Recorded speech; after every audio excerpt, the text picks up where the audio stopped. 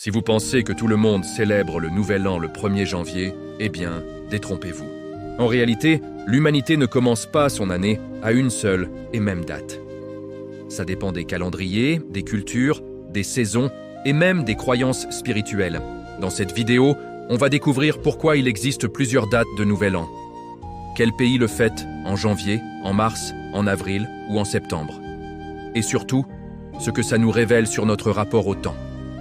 Restez bien jusqu'à la fin, car on vous demandera de nous dire de quel pays vous nous regardez et quand, vous célébrez le Nouvel An.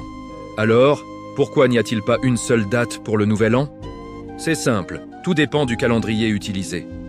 Et dans le monde, il en existe plusieurs types. Il y a les calendriers solaires, basés sur la course du Soleil, les calendriers lunaires, basés sur les cycles de la Lune, et les calendriers lunisolaires, qui combinent les deux. Le calendrier grégorien, que beaucoup d'entre nous utilisent aujourd'hui, n'est pas du tout universel. Et surtout, il est assez récent dans l'histoire de l'humanité. Et alors, voyons ensemble les grandes dates qui marquent le début de l'année à travers le globe. Commençons par le plus connu chez nous, le 1er janvier. C'est le Nouvel An officiel en Europe, dans les Amériques, dans une grande partie de l'Afrique et dans plusieurs pays d'Asie et d'Océanie. Ce calendrier s'est imposé progressivement à travers la colonisation, l'administration moderne et le commerce international. Mais il est important de se rappeler que ce n'est qu'une convention, pas une vérité universelle. C'est une date pratique pour les échanges mondiaux, mais elle ne porte pas la même charge symbolique partout. En Chine, en Corée, au Vietnam et dans beaucoup de cultures asiatiques, la fête de Nouvel An est célébrée entre janvier et février. La date varie chaque année parce qu'elle dépend des cycles de la Lune. Maintenant, voyageons jusqu'en mars, où, pour beaucoup de cultures, l'année commence avec le printemps, le symbole du renouveau et de la vie qui reprend. Prenez Nowruz, par exemple, célébré autour du 20 ou 21 mars en Iran, en Afghanistan, au Kurdistan et en Asie centrale. C'est l'un des plus anciens Nouvel An du monde, basé sur l'équinoxe de printemps, le moment où le jour et la nuit ont la même durée. Autre exemple, le Nouvel An hindou, ou Nyepi à Bali. Il a souvent lieu en mars et se caractérise par le silence, la purification et l'introspection. Ici, le Nouvel An n'est pas une fête bruyante, mais plutôt un redémarrage spirituel, un moment pour se recentrer avant de commencer un nouveau cycle. Continuons notre tour du monde en avril. Dans plusieurs pays d'Asie, c'est à ce moment-là que l'on fête la nouvelle année. Le plus célèbre est sans doute Songkran, en Thaïlande, au Laos, au Cambodge et en Birmanie, qui se déroule du 13 au 15 avril. C'est la fameuse fête de l'eau, où les gens s'aspergent pour symboliser la purification et le renouveau. C'est une manière joyeuse de laver les malheurs de l'année passée. En Inde du Sud et au Sri Lanka, la diaspora tamoule célèbre Putandu ou Vishu, un nouvel an solaire traditionnel. Et n'oublions pas les calendriers traditionnels africains, où dans certaines cultures, l'année commence aussi avec les saisons agricoles ou les cycles de pluie. Des moments cruciaux pour la survie et la prospérité. Et si on vous disait que pour certains, l'année commence en septembre? En Éthiopie, le Nouvel An, appelé Enkutatash, est célébré le 11 septembre.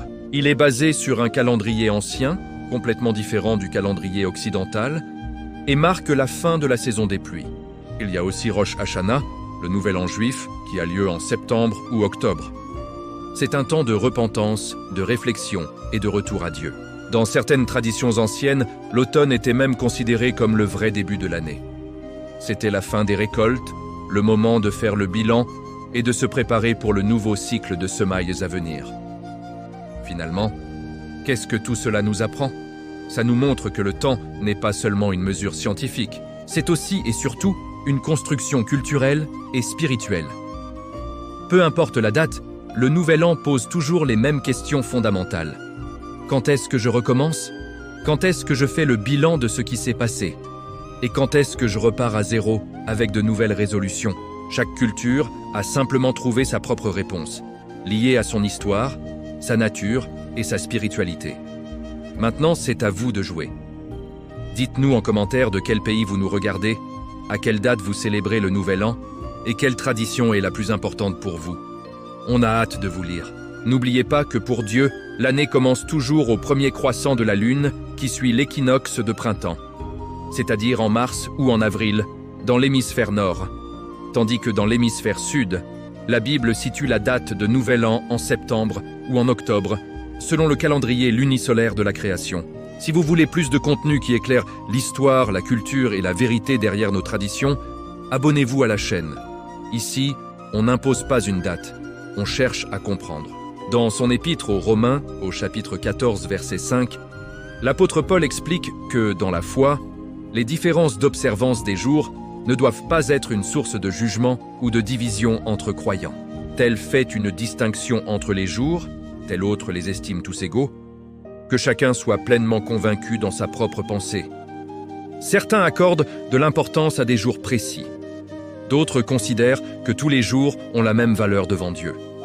Le message central est la liberté de conscience, la paix et l'amour mutuel. Merci d'avoir regardé et à très bientôt